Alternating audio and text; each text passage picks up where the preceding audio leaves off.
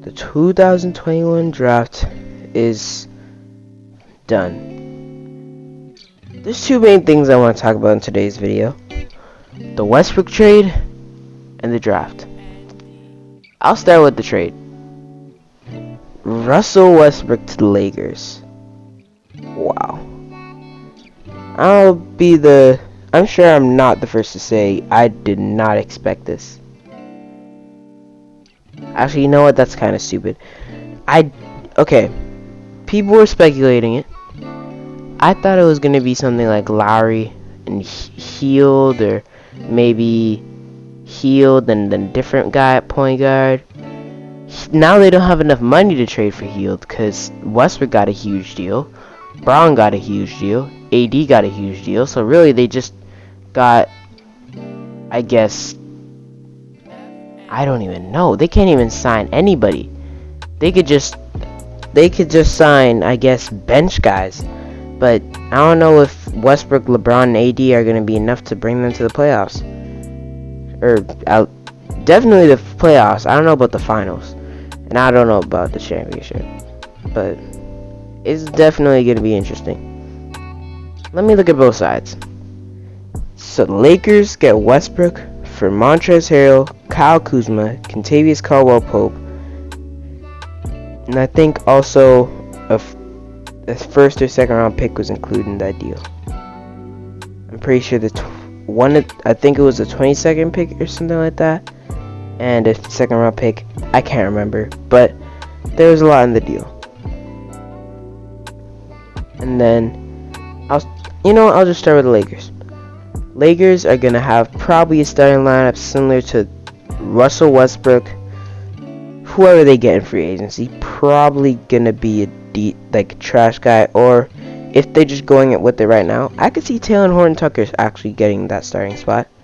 LeBron, AD, and probably Marc Gasol if they choose to re-sign him, or Drummond if they choose to re-sign him for cheap though. Those are the only two center options I'm thinking about right now. Or they could get a guy like Aaron Baines just to do nothing. That's all I'm thinking about. Those are the main three guys I have in mind.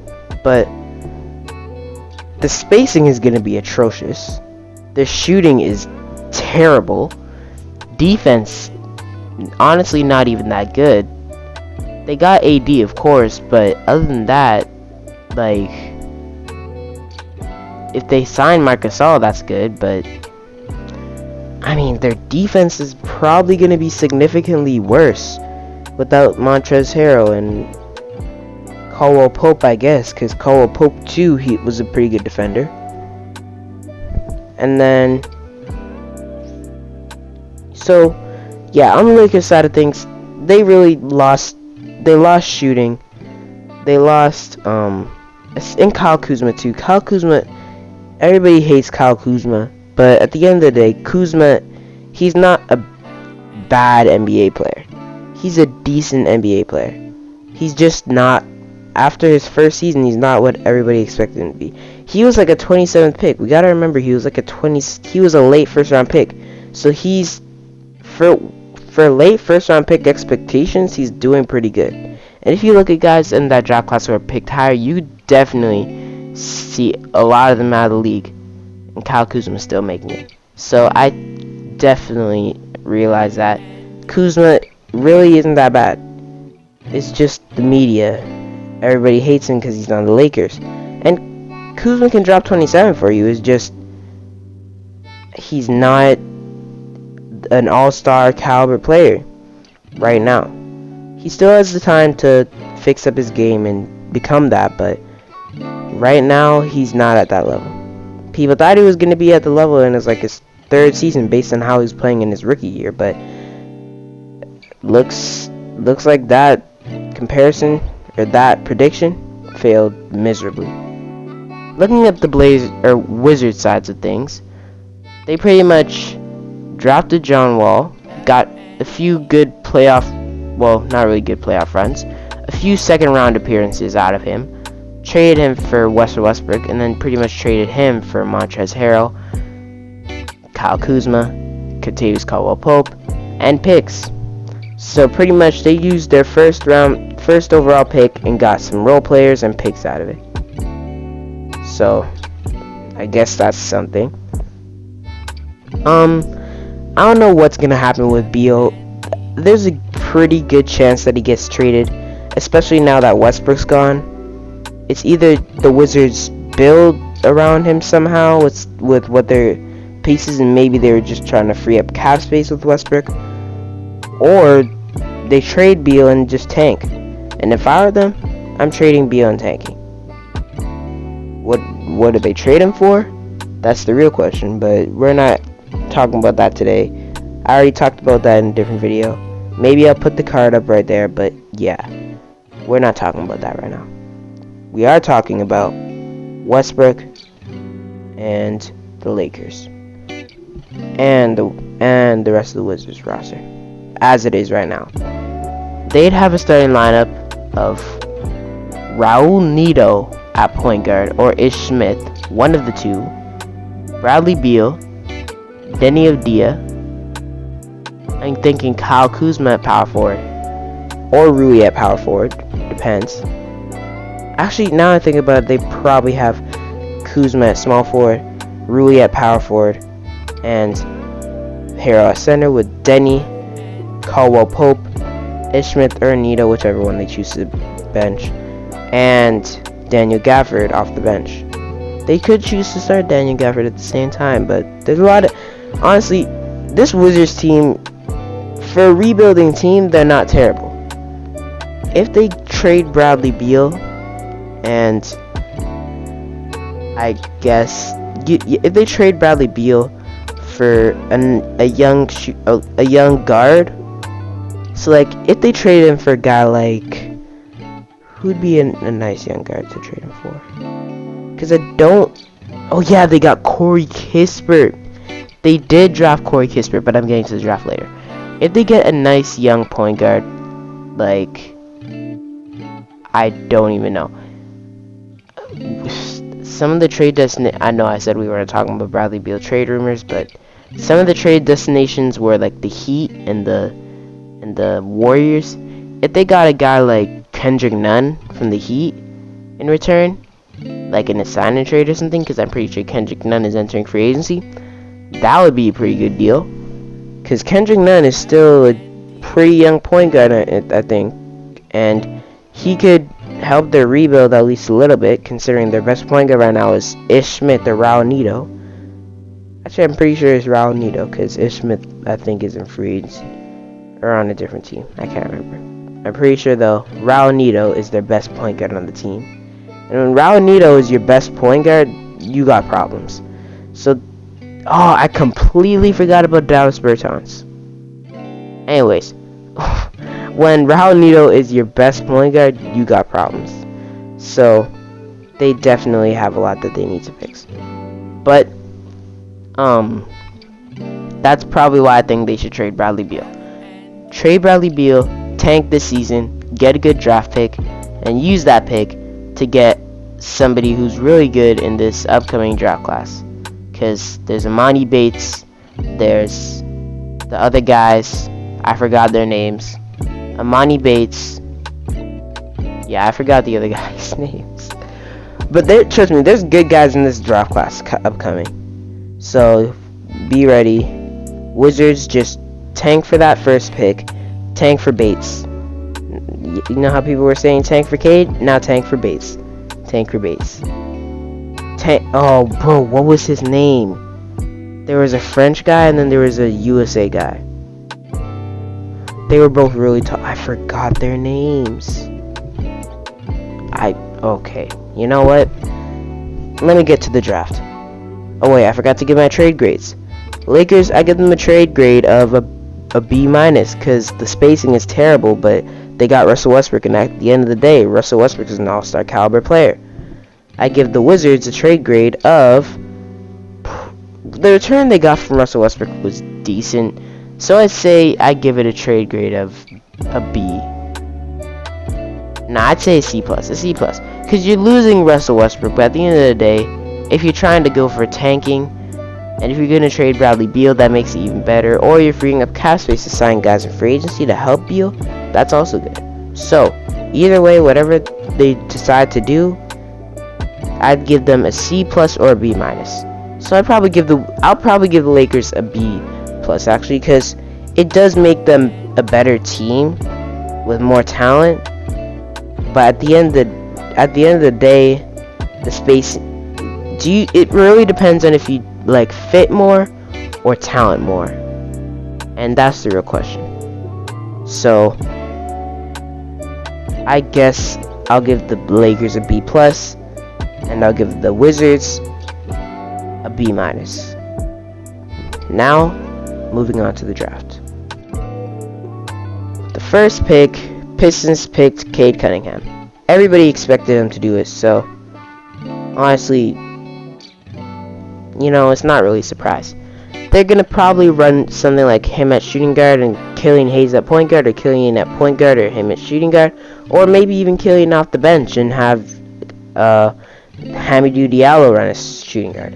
Who knows? But I heard a new nickname for Cade is gonna be Motorcade, because it has to do something with cars in a race. If it has to do with cars and it's in Detroit, I guess it works. Sure. But Cade to Detroit, everybody expected it. Jalen Green to Cleveland. I think actually Jalen Green is probably going to be the best player in this draft. Because Jalen Green, I have a feeling he's going to be like the best player. I don't know why. I have a feeling he's just going to be really good.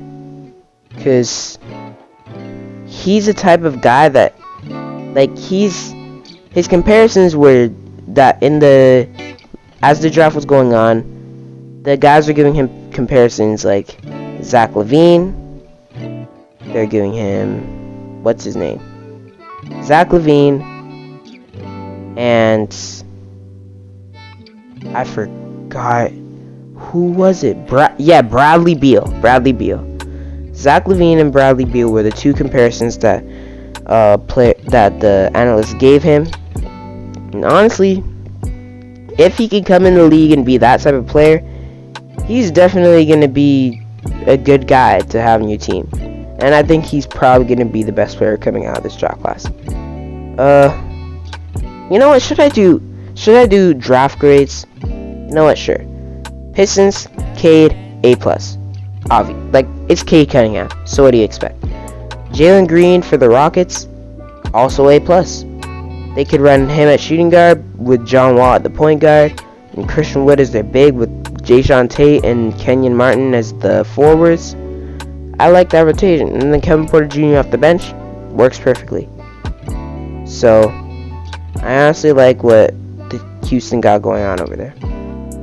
Then, with the third pick, the Cleveland Cavaliers selected Evan Mobley. This kind of broke my heart as a Raptors fan. Well, not really broke my heart, but it made me a little sad because I really wanted Evan Mobley, considering our center position is desperate. So, yeah, we could have really used Evan Mobley, but if he's going to the Cavs, that means that Jared Allen is officially a free agent. Because I don't know how they're going to have Jared Allen and Evan Mobley in the same backcourt. Also, like, I guess Kevin Love is off the bench, and they can maybe have Evan Mobley run power forward. But, like, no. So, I guess Jared Allen is officially free. He's free from the Cavs, and he's probably going to sign with my Raptors. Hopefully. Anyways, Evan Mobley, I give that trade grade of, or a draft grade of I'll give it an A-, considering that means you have to let go of Jared Allen, and Jared Allen is pretty good. But at the end of the day, Evan Mobley still has good potential. So it's not a bad draft, or it's not a bad pick for them. It's still a good pick. Just at the end of the day, Jared Allen had potential, and now he's probably going to be let go. Moving on to the fourth pick. This is one that had a lot of Raptors fans mad. But me, honestly, I was satisfied. Scotty Barnes out of Florida State.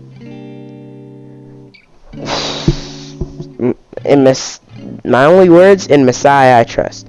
I mean, Scotty Barnes, I projected him going 5th to the Magic. And I think that Magic fit would have been really good. But at the end of the day, Scotty Barnes on the Raptors is still pretty good.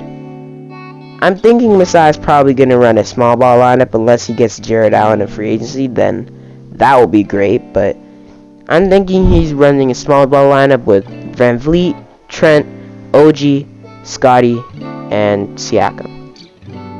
And honestly, that sounds good. As a nice team to possibly be a playoff team. Maybe a playoff team.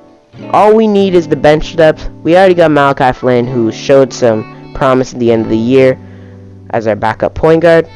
And then we also got Chris Boucher, another guy who showed promise throughout the whole year and was in the running for most improved player at a point. He's going to be a good center off our bench, or he could start. Who knows? I think they're gonna start the year starting Chris Boucher, and then eventually have Scotty Barnes put into that small ball lineup where he can be the playmaker and just spread his wings. One of his main concerns is his three-point shot, but I saw Kenny making a point like this. KO2 for Q. Masai and that Raptors team, or not really Masai, but that Raptors training team, they got OG a three-point shot. They got Siakam a three-point shot.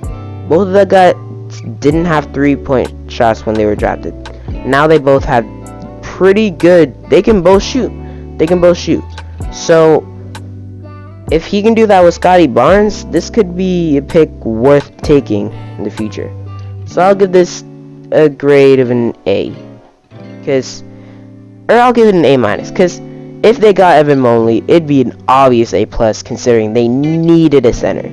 But Scotty Barnes is still pretty good, so I'm going to give it an A. Moving on to the 5th pick, Jalen Suggs. I'm going to give this, I'm not going to say grade. I'm going to say grade. Jalen Suggs to the Magic.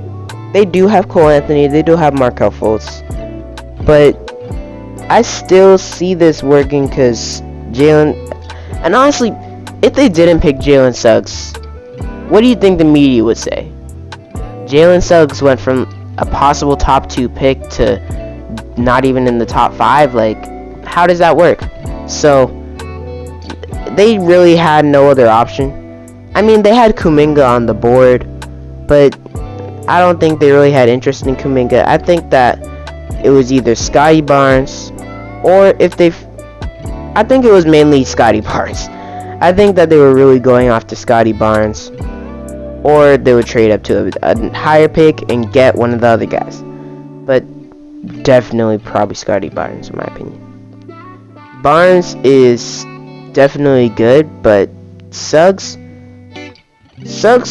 honestly, I think Suggs had the highest bust potential of this draft class. Suggs hits a big shot, now everybody loves him. And although he loses, he still is projected a top 4 pick. And I think that Suggs is probably... I think he's probably gonna be a bust. Or he has the highest potential to be a bust, in my opinion. I think that Jalen Green is going to be the best player from the draft class, and Suggs is probably going to be the bust of the draft class. That's my opinion. I think that Evan Mobley is going to be great. Cade's going to be good, or probably great or good. You can choose. Anyways, Scotty Barnes is going to be really good. And maybe that's just me as a Raptors fan saying that, but I actually think Scotty Barnes is going to be really good. I had him going 5th originally because I didn't think that Masai would pass up on Suggs. But like I said before, in Masai we trust. I keep on taking this back to Scotty Barnes and the Raptors. Let me just give them a grade and move on. I think I'm gonna only go for the top 5 grades. Actually, I'll go top 7. Actually, no. Yeah, I'll go top 7. So, I'll give the Magic picking Suggs a grade. I'll give it an A minus, an A. Actually, I'll give it an A. I'll give it an A. I'll give it an A. Cause at the end of the day, like, Suggs isn't really what they expected, and Suggs he's kind of what they needed, I guess. But at the same time, a power forward really would have been nice for them. And Scotty Barnes is a forward, or technically a point forward, but he can play the four positions: small forward, power forward, or maybe you can even run out point guard. My point is, he's probably going to be the main playmaker in that lineup. So, or he would have been the main playmaker. Now it says going to be Suggs, and that's not necessarily a bad thing, but I think Scotty Barnes probably would have fit their team better with a team like Cole Anthony and Fultz as your backcourt, John Isaac and Scotty Barnes as your forwards, and Wendell Carter down low. I think that's great. Moving on, 6th pick, the Thunder select Josh Giddey.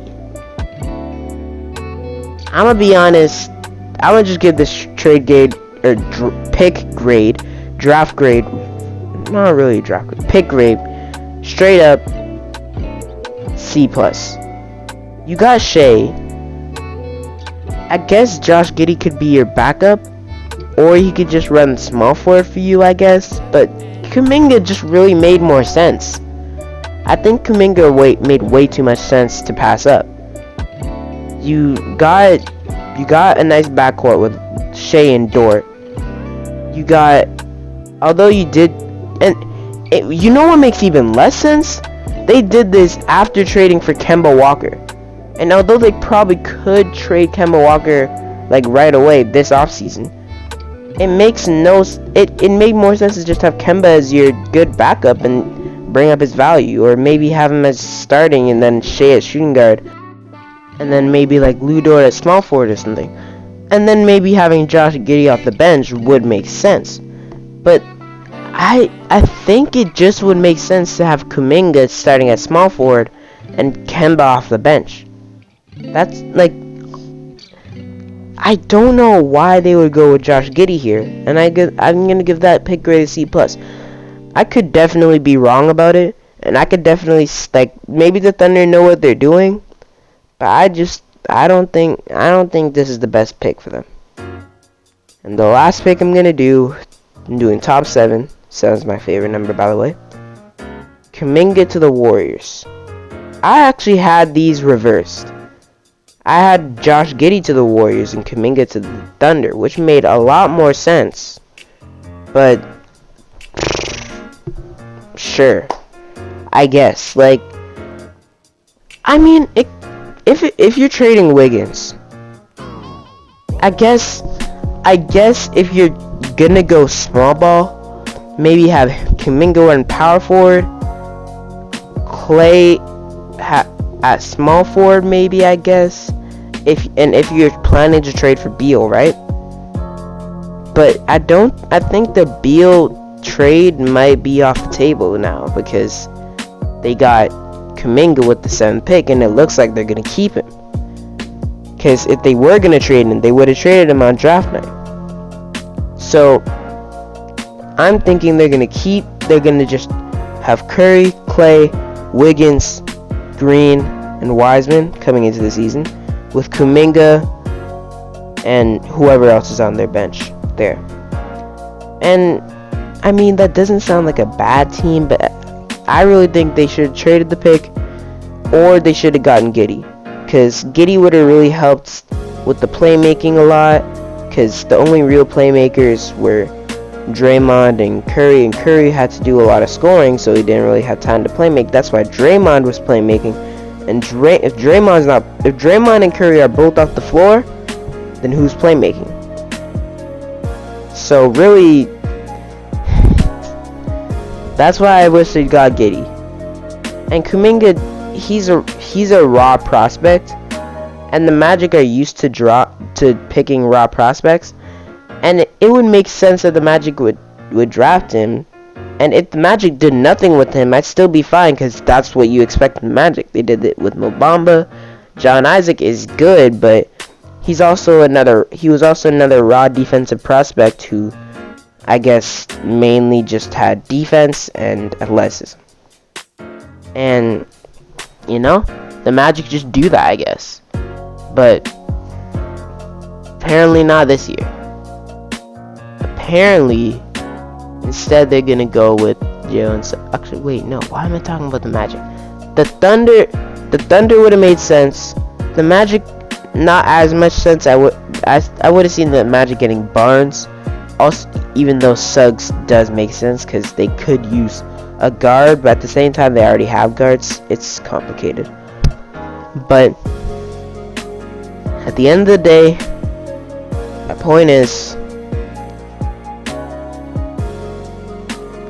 Kuminga and Giddey weren't the best picks for either teams. I think that the Warriors should have gotten Giddey and the Thunder should have gotten Kuminga, and then I would have nothing to disagree with, honestly. Anyways, I think that's, whoa, I just realized the Lakers stars are the championships. Anyways, if you enjoyed, like, subscribe, share, comment down below tips, tricks, or topics you want me to talk about, and I'll see you guys next time.